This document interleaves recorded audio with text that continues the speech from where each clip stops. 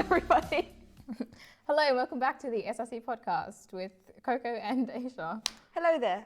Wonderful to see you all again. Today we'll be talking a lot about some mental health stuff. Yeah.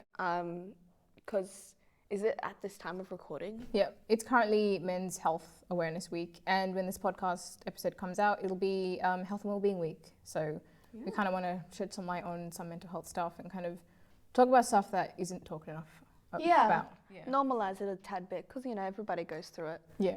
There are a lot of different ways that mental health can affect a person from day to day. Yeah. There is, like everyday things where you can be like getting out of bed, doing the bed, brushing your teeth. I think some people don't realize that for some people, the bare minimum is very difficult sometimes. Yeah. And people are like, oh, it's just getting out of bed. It's just, getting dressed for the day. But for someone, it's very difficult. Yeah, it can be incredibly difficult. Yeah. And people don't kind of realize that, not everything is as easy for everyone in the world. Some things that are easy for me might be really difficult for you and vice versa. And there's nothing wrong with that. And I think with mental health, people need to be very mindful that, yes, we're all human beings and like some things are harder and some things are less harder. But we all need to keep in mind that like we all have our own struggles to deal with. Yeah, and, absolutely.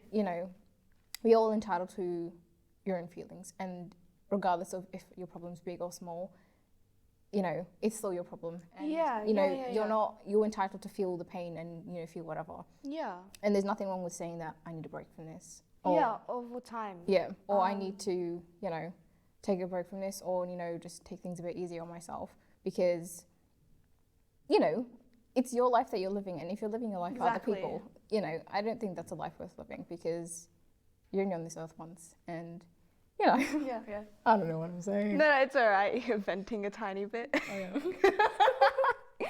But yeah, it can come in bigger things as well. Some people, they don't realize that they experience a lot of mental health issues until a lot of stress comes on them when assignments are piling up and they're like, I have to do this homework, I have a job appointment, and it's like things feel overwhelming, and it can be very anxiety inducing, and it can be tough to get through those times.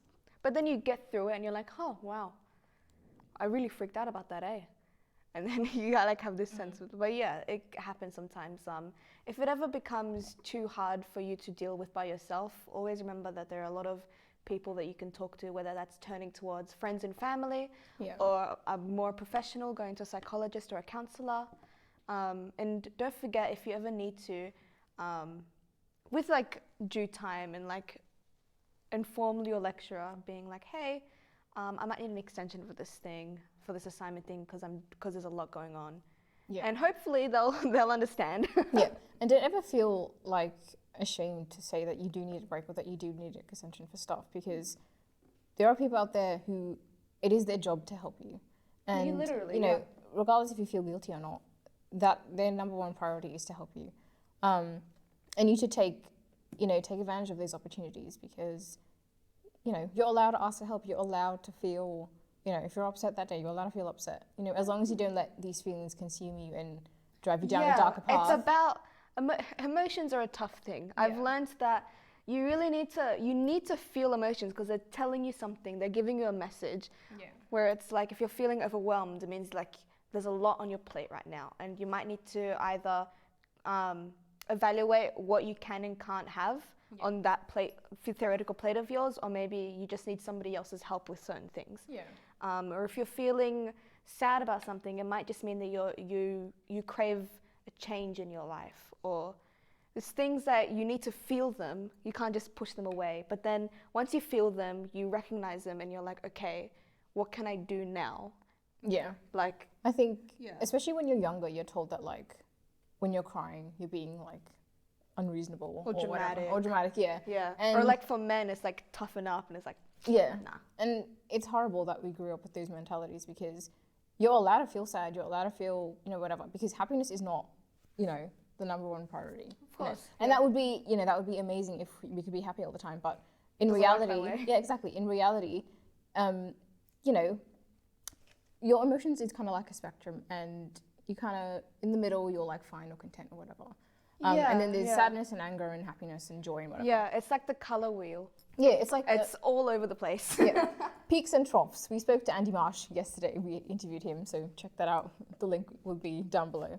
And he was speaking about peaks and troughs in like how motivation comes and inspiration and stuff like that. And it's the same with emotions. You know, you can't always be on a high because that's impossible, and it's not. You know, I don't think it's healthy to be happy all the time because you need to feel. You know, with happiness, you need to feel sadness as well and all the other emotions. And that's part of being human. Yeah. I remember speaking to, you know, conversation with like family and stuff like that. And there would be a particular person saying that like, what's the point in crying? Like stuff like that. And when I was younger, I was like, oh, okay, well, I don't really know how to feel about that. And I think now, like as an adult woman, I'm like, that is the most stupidest advice I've ever gotten in my whole life. Crying is so refreshing, man. It is. I used to, when I was doing like my HSC and I was really, really stressed all the time, I'd put a timer on and I'd be like, all right, I got 30 minutes to cry, and I'd bawl my tears out for 30 minutes. And then then it's like a psychopath, the alarm would go off, I'd stop the alarm, like, all right, time to do that test. Time's up, you're like, okay, it's time to do this shit. Showtime, baby. Yeah. But it's good because it releases endorphins and, you know. It's actually, it's human. Yeah. It's just like watching any movie or playing a video game. There's ups and downs in everything. Yeah. Otherwise, it's a boring ass game or movie. Yeah. And I think how you learn as well in life, you can't learn by being happy all the time. You know, you need to feel sadness to learn from that. You know, if, say, you're in a relationship and all of it is happy, and then you just magically stop talking, you're like, oh, okay, that was cool. But then if there was like sadness and like heartbreak and whatever in that relationship, then you learn from it. You're like, oh, okay, well, this is why this happened and this is why that happened. Because this is why change in life is just about change. Because if everything was the same, we wouldn't learn anything. Absolutely, yeah. Like, there would be no point to anything, because then if every day is exactly the same, what did you learn last week? What did you learn in a month? What did you learn 5 years ago? Always move forward. Move backwards every now and then, but always move forward. I think, as long as you're moving, even if you're taking one step at a time, you're moving in the right direction. Always. Yeah. And even if you need a break, by all means, you take that break. Yeah. I think there's a lot of societal pressure now on like toxic work ethic, and people are kind of getting praised nowadays for working constantly and never taking days off, and people are like, wow, that's amazing. But in reality, that's very toxic for your body. It's burning the candle at both ends, as because they say. You need to take breaks. You need to have a life, because, you know, work is not everything. As much as, you know, we need to work for an income and to support our families and whatever, that is good, and it's good to have a good work ethic. But if you're burning yourself to the ground, you are not doing yourself any justice. Don't forget to enjoy your hobbies. Yeah. Take time to do some things. Like you were saying before, you like doing like sewing and coloring and drawing and things like that. Yeah. Like even playing like video games, or just doing something that you enjoy doing in your leisurely time. Yeah. And even exercise as well. Yeah, exercise. Yeah, get your blood pumping. Yeah, get the adrenaline going. Yeah. I do kickboxing as well every Monday and Wednesday, and when I do miss it, I'm like, oh, really wish that I went back, because even though if I'm not feeling it like before and I come back home after, I'm like, okay, I'm happy that I went. Just you get your blood pumping, you get like all the aggression out on like a punching bag or whatever. And you come home, you're like, okay, I'm ready for tomorrow, and I can push through that day, even if I wasn't looking forward to it. Yeah. You were talking about before how at the very beginning we were talking about how everyday things can be quite difficult for people with a lot of mental health issues, or just normal people. Sometimes things can be difficult. And I have my own analogy that I use that really makes sense to me, is basically that everybody has like an amount of spoons. Like some people have like 10 spoons. Some people, typically I find a lot older people will have a lot more spoons because they know how to deal with a lot more things. And every day when you're doing things, you have to use a spoon. So it's like, all right, some people just getting out of bed will use an entire spoon. But for some people, doing the whole morning routine, they just have to use a spoon for that. So it's different for every other person. But it's basically like, every day while you're doing through different activities, I need a spoon for this, I need to do an assignment for this. And when I think about that analogy, I tend to be like, all right, do I really need to waste a spoon on doing this thing when I should be doing this? Yeah. Because at the end of the day, you have like a perspective. Yeah. On like what is important and what isn't. Yeah. I think a lot of the time, sometimes I get worked up about little things, and I waste like 4 spoons on like yelling at my sister because she didn't do that thing that I wanted her to do. And in reality, it's like I could have just brushed it off and like, you know, let it go over my head. Yeah.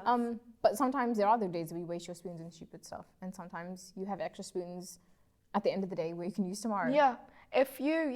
Honestly, if you feel, even like for me, I talk about all these spoon things, being aware of what you're doing. But there are many days where I'm like, you know what? I'm just going to use all my spoons playing Minecraft today. Yeah. That's all I'm doing today. It's just, that's fine. If you want to do that, that's good. But it's having that awareness and being like, all right, yeah. Yeah.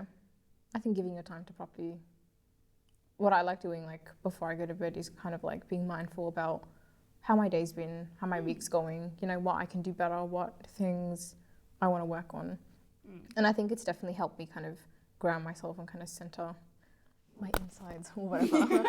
Just because, you know, life is crazy. Yeah, it's very hectic. I think before I started doing that, I would wake up already in a panic. But then after I kind of gave myself time to kind of be in that moment and just like be like, I'm sitting on my bed, I have my fairy lights on, I have my like, Oh, you got fairy lights on. I have my Pickle Rick plushie next to me, and I'm just, you know, I'm taking into account that like at this exact moment, I'm in my room and I'm just feeling my presence like on my bed and kind of just slowly de-stressing. Yeah, like just like a mini meditation Yeah, session. and it's really nice. And I think a lot of the time we like, oh, we don't have time for that. But I think if you can squeeze like 5 minutes in of meditation or whenever, it does really help. I remember going to therapy, and a few years ago they were like, oh, maybe you should try therapy. And I'm like, I'm not going to be one of those fucking people who do therapy. Like, what is this And then you nonsense? go there and you realize, that therapy is actually a thing that everybody needs. And I think it's definitely something that I would recommend to people because it is really nice. And even if it's like a minute or 2 minutes or however long you want to do it for, I think it does make a difference. You know, I think making baby steps into a pathway that you know will like be beneficial for you. Because at the end of the day, mental health is just as like, it's the same as physical health, or physical well-being. So taking your medications, eating properly, drinking enough water. God, it's so hard to stay hydrated. During winter, it's so hard because you don't feel thirsty, but and all the heaters are on and it like dehydrates you. I wake up like, you just feel disgusting, your throat's all dry. You're like, just chug the whole sink of water. Yeah. What was I talking about? Meditation. Oh yeah. I remember once my Japanese teacher, she was talking about how she's not a very religious person, but every day that she does a prayer kind of thing where she's like, I hope these things will happen today. This is what I'm doing today. And that was like her mini meditation session where she would like got herself in the right headspace and she would go on with the day. Yeah. And it's just like, that just reminded me of a thing that you said. I think with us as well, like we pray 5 times a day. And usually sometimes in the early morning, I forget to do that one. But I did it this morning. And I thought I was going to miss my train, and I kind of like went off and I started swearing and stuff because I didn't have enough money on my Opal card. I had like 78 cents. No. So I was trying to find like my debit card to like tap on with it. And then it turns out that the train was actually late by a minute. So I made it. And I was like, this is why you pray on time. Like I could hear my mum in my back going, this is why I tell you to pray in the morning. But it's little things like that, like that make a difference. Yeah. We also interviewed some students and asked them questions about mental health. So that's coming up right now. Health and well-being means everything to me. I think it's the foundation of good life. Being healthy and being emotionally well, having a peace of mind, having joy and being content and being grateful is the foundations of a good life.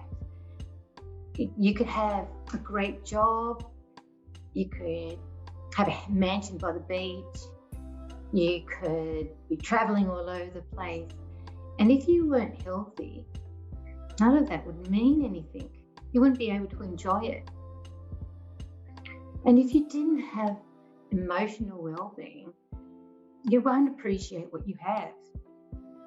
So I think being able to really value our personal health and our emotional well-being, and to really work on those things is fundamental.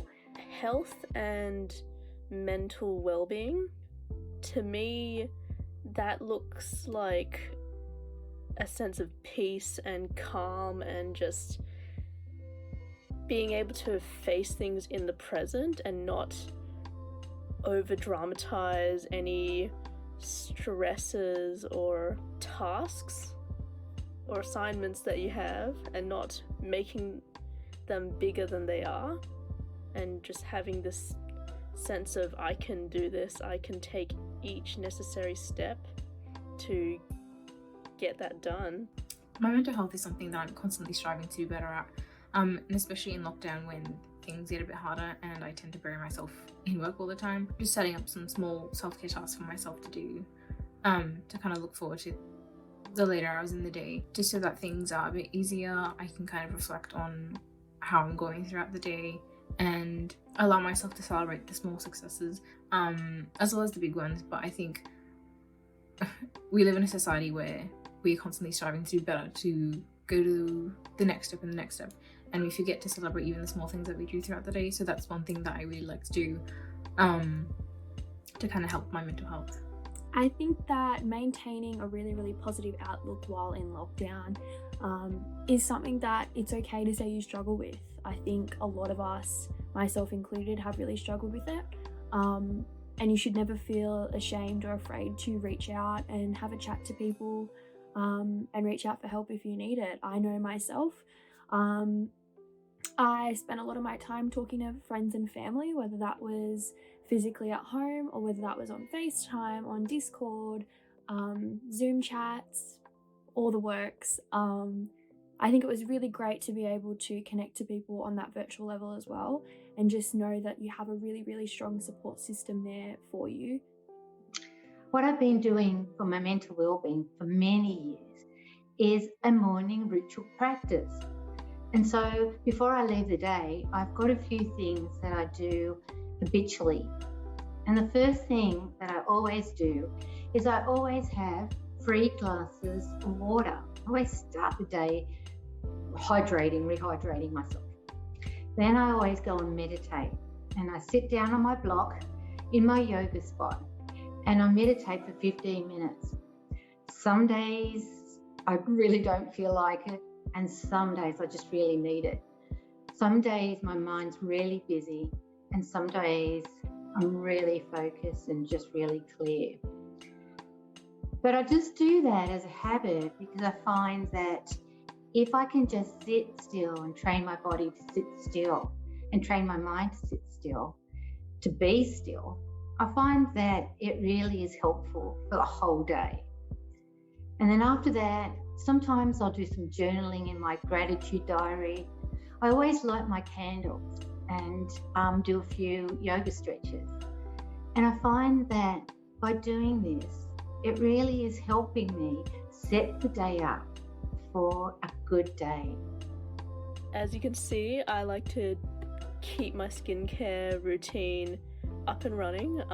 With lockdown, I noticed that a lot of people find there's this loss of routine, and that everyone starts to question what day is it, what week are we in. I think for me, writing down a to-do list for each day just to get my assignments sorted really helps. And also I make sure that I give myself a couple of days in each week just to relax, do some skincare, watch a lot of Netflix movies, just a little bit of a break from the everyday stress of trying to get all my assignments done. I do also think that because we are in lockdown, there's this overwhelming pressure that we should be able to get on top of all of our assignments at once and do home renovations and do all these DIY projects and become this extraordinary person within 2 weeks. But it is perfectly okay if you just want to lie down, sit in bed, relax and get your assignments done within a lot of time, and just make sure that you're really prioritizing that work and life balance. You shouldn't feel pressured into changing your lifestyle at all. And I think it's really important that everyone's able to just be comfortable and not put too much pressure on themselves in this pretty extreme time. Hey, my name's Tarek and I'm studying software engineering game programming, and for Mental Health Week I thought I'd share something that kind of I find interesting about the difference between English and Spanish, and it kind of makes me feel good. Basically, it's the way you say I am in English compared to how you say it in Spanish. In English, there's only one way, whereas in Spanish, there's two ways. Yo soy is used for permanent statements, so things like I am human in Spanish. Basically, that's for yo soy, whereas estoy is for things that are not permanent. So it's like things like feelings and emotions. So it's like I am sad in this moment. So if you think about it, like in English, when you think or feel or whatever a thought pops into your head, or you say it to someone, you would say I am sad, full stop. And that's like super heavy. Whereas if you were to say I am sad in this moment, or think I am sad in this moment, you kind of instantly know that it's like, well, yeah, now I feel sad, but you know, change is going to happen and I'm going to feel better. And yeah, so that's just something I love about Spanish that English does not do, that should definitely do, but it doesn't. Basically, it leads probably to my next point, which is if change is the only constant, then there is always hope that things will get better. So yeah, like, I don't know, that's something that always makes me feel better. Change is the only constant. That's like a saying that, I don't know why that kind of makes me feel better, but it basically is knowing that, you know, if you're having a bad day, change is going to happen. And then if it gets worse, change is going to happen. And then if it gets worse again, change is going to happen. So change is always going to happen, and eventually it's going to get better. So even if you hit rock bottom, what do they say? It's like if you hit rock bottom, there's nowhere to go but up. So you can always count on change to pick you back up. I find that Headspace, as in the meditation app, one thing that they've really helped reframe my mindset with is saying try to approach all your thoughts without any sort of judgment or perceived connotations. So instead of seeing any feelings of stress or sadness as something bad, you see it as an emotion that you're feeling right now, and just sort of observe it. Watch it like you're watching the tide, and you'll eventually notice that after it's come in, there comes a certain point where those same feelings will eventually go back out. Not to resist your feelings, just accept them and let them come and let them go. The best mental health advice that I have is to be your own best friend. When you're compassionate and understanding and kind to yourself, I think that's the best mental health advice. When you have your own back and you actually treat yourself with respect and love, like you would treat anyone else, like you would treat your best friend, or how you treat your favorite pet.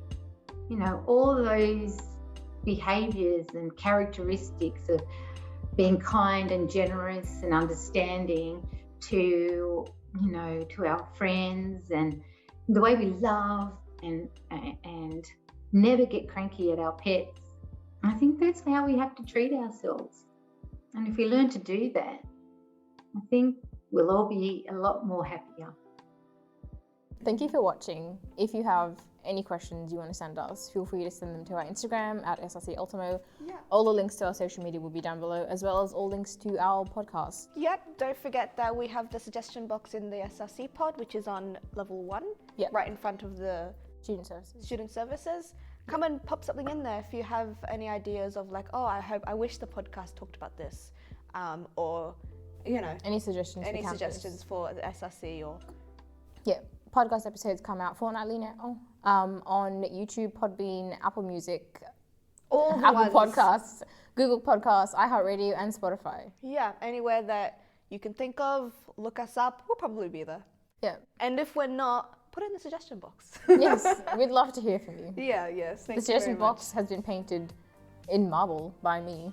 So Artiste if right you here. like some inspiration or whatever, go check it out. I don't know what I'm saying. Anyway, thank you very much. Thanks and for we'll see you watching, next and we'll time. see you next week.